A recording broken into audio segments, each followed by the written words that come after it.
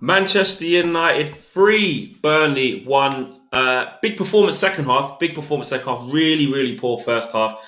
And we learned a lot out of today's games. I want a big shout out to Mason Greenwood. I thought he was absolutely brilliant.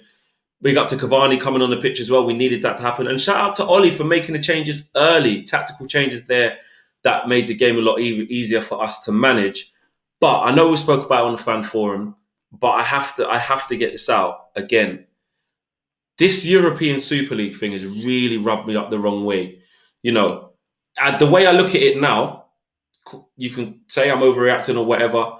I'm actually embarrassed to have this on. I'm embarrassed to support Manchester United Football Club. I'm embarrassed, not even surprised.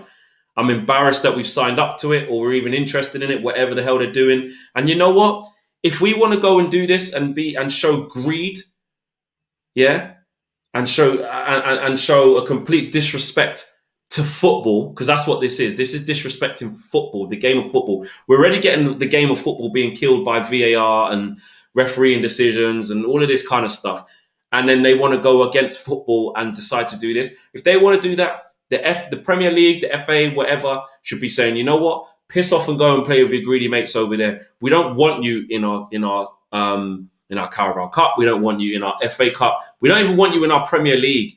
Don't try and go there with your greedy mates. And then when you get kicked out of it because you didn't qualify or whatever, try come back and play in the Premier League, get TV rights money, play in the FA Cup and stuff like that. And furthermore, what pisses me off about this is it's called a Super League, European Super League. Who the fuck told Manchester United that they're still super? What have we won since Sir Alex Ferguson has left? We ain't super. Arsenal ain't super. Spurs ain't super. Man City have never even won a Champions League. They ain't super. I don't even know whether they've signed up to it or whatever. But you know they're going to be interested. Germany and France are not in there yet as it stands. And I hope that the footballing powers in this country, our traditional footballing powers, slam every bit of the book at Manchester United and all the other clubs who want to sign up to this.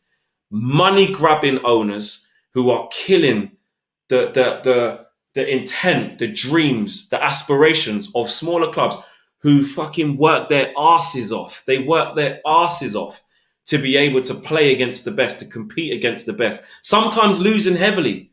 You ask teams, teams who experience relegation, who go to playoff finals, who then get their asses handed to them by City every week or by Chelsea every week or whatever, who find it really difficult to stay in this league. You ask a team like no disrespect, but a team like Leicester or a team like West Ham, who are trying to break that top six, let's say, right?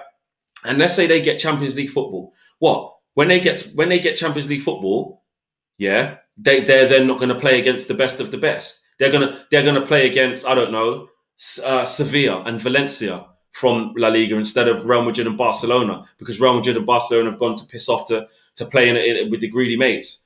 If a team in Spain qualifies for Champions League, like you look at Granada's story today. Look at Granada's story in the Europa League. Yeah, that was their first, I think, ever knockout phase in Europe. I think it was even the first time they could have been in Europe. Could be mistaken. Whichever, it was a massive occasion for them. Imagine we would have pissed off in some Super League. And no disrespect to the club I'm about to mention next, but Granada then had to play against, I don't know, maybe a West Ham. Like, you're taking that away from Granada to have the right to be inclusive or equal, have to have an equal chance of playing against the best. By name anyway. Because like I said, we're not super anymore. We don't act like a super club. If we sign this thing, I will be disgraced. I honestly will. I had to start with that because it's really actually annoyed me. The way I'm looking at it, I always thought this Super League thing was just something that, imagine that will never happen. The fact that teams have actually signed it off. I mean, Gary Neville said in commentary, they should take points off the team signing it mid-season. Take points off. It's a disgrace. And you know what? Like I said, if we sign it, and the same with Arsenal, the same with Tottenham, whoever else wants to sign it, Liverpool, the same. I don't know what Chelsea have done. If they want to sign it, piss off out the Premier League as well. Go play with your rich mates over there. Make free cup competitions. Make a European League, which you're doing, and do a domestic while you're at it, because you ain't coming back to the Premier League. It's an absolute disgrace. And it's two fingers up. It's two fingers up to teams, like I said, who work their asses off to play in this league. Teams who are even established in this team. We just beat Burnley, right? I don't even like Burnley. I don't like the way they play football. They annoy me. But they have a right to be in the Premier League. Why? because they compete in their own way. They get points on the board in their own way, and they avoid relegation every year. They earn the right to go to Old Trafford. They earn the right to go to Stamford Bridge. They earn the right to play against Manchester City. And they've beaten them teams before. Same with Sheffield United. They might have just got relegated, but they earned the flipping right to play against the best. And you just want to take that away and disgrace football because you want more pounds in your pocket. Piss off, man. Rant over. But that's not going to be the last of it because it's clearly going to keep going. But honestly, it's making me embarrassed to be associated with Manchester United Football Club. It really is. And you know what? Teams from fans from smaller clubs will say, listen, I'm not surprised. You lot have always been money grabbing. This is what it's like for us. And I 100% understand that. But this is a new level. It's sad that I'm not even surprised. Do you get that? Like, it's sad that I'm not even surprised about this. But it's difficult. It really is difficult. Again, and they put fans in a position. I spoke to Mark about it before. They're putting fans in a position where you're playing on the heartstrings of us. I love Manchester United Football Club, but you're putting them in a position where my morals are going to start taking over. I'm going to say, I love the football club. I used to love what it stands for, but I can't get behind this. I can't get behind this. It's wrong. It's really, really wrong. And I hope something is done about it. And I hope that, us as fans can come together and fight against it. I hope that the pressure makes the club cave in to reverse their decision. Even if clubs start reversing their decision, guess what, Man United? Guess what, Liverpool, Arsenal, all the rest who have signed it? Guess what? You've shown your true colours. So that damage is irreversible. If you will always be known as the people who wanted to go off and be money grabbing bastards, but got too scared when the heat started in the kitchen. You know what I'm saying? That's what it is. It's a farce. Back to the game. Mason Greenwood. I loved his performance today, especially not so much the first half because everyone was shit, but I liked his performance today. He is improving game on game, and you know what? I like this because earlier during the season I was getting a little bit worried. Not that I didn't expect it to be a drop off from last season, of course I didn't, but you're just kind of thinking it's very difficult for him. He's young. He might just need a bit of time out to learn, etc. But he's kind of learning on the job and bringing that to the games.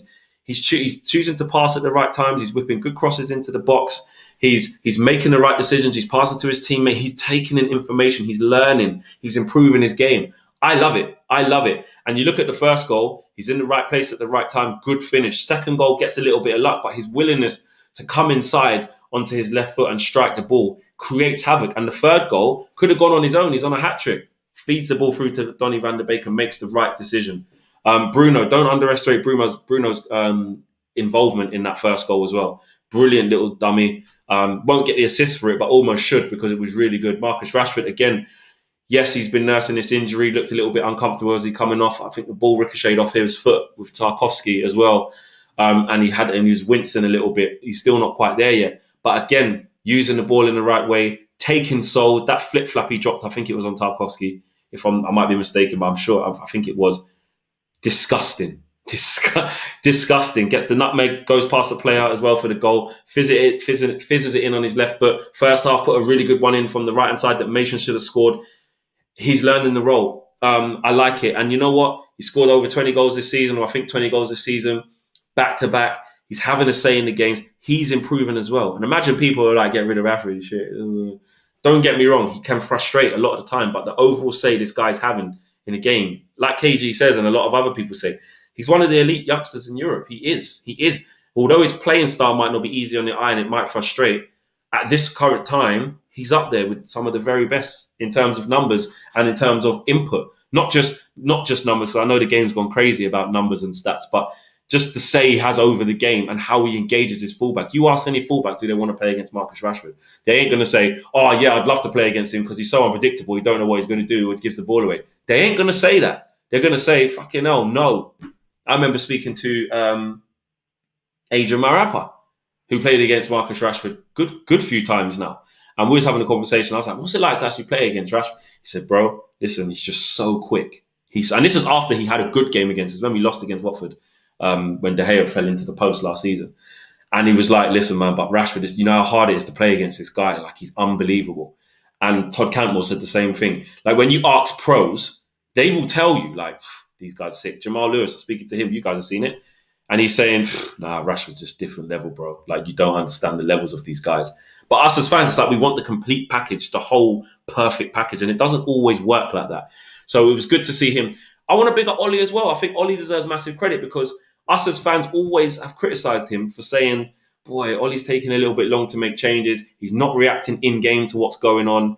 He's procrastinating. He's taken a while and the game's gone. None of that today. I think Paul Pogba showed as well why in certain games, I know if Cavani would have been there, it could have been different. But in certain games, you can't always play him there. They were getting a lot of joy from that right-hand side in terms of crossing because Pogba was playing infield and they were playing 5 in midfield and the right midfielder was getting a lot of time. I can't remember who it was. I think it was Goodmanson getting time on that side, and then the right back was getting time on that side to get up and put crosses in the box. It isn't always going to work with Paul Pogba there. But what I liked about which brings in on his Solskjaer to this, is the fact that he's realised it. Make no mistake, that change at half-time wasn't just about Cavani. It weren't just about Cavani. It's about moving Paul Pogba from the left into central midfield because he's looking at that. One thing is Cavani's going to be better in there, 100%. I said bring him on. Well done, Ollie. But he could have just left it at that. He could have just I was actually saying take off Mason Greenwood and put Cavani on.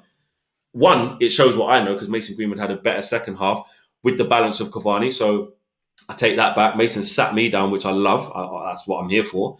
But you can't underestimate the fact that he said, you know what, Paul, I need some quality in the midfield as well. This is Burnley. Yes, you could argue why didn't he start with it? He's just undoing his mistakes. But at the end of the day, he had his reasons for dropping Cavani. That's fine. That's cool. But it wasn't working. So what did he do? Change it straight away. Made 2 big changes. So, one change, but ended up, shuffling the pack a little bit. And I was here for it. I thought that was good, and he deserves credit for that. So yeah, my man of the match has to be Greenwood. Has to be Greenwood. I think he's growing in confidence. Starboy Greenwood. And like I said, the Super League, absolute bullshit. I hope it gets scrapped. I really do. Honestly, I'm fuming about it. But we go again. I'll see you guys tomorrow, 8:00 show with the Sunday guys that we normally do today. And I'll see you then. Peace. Bye.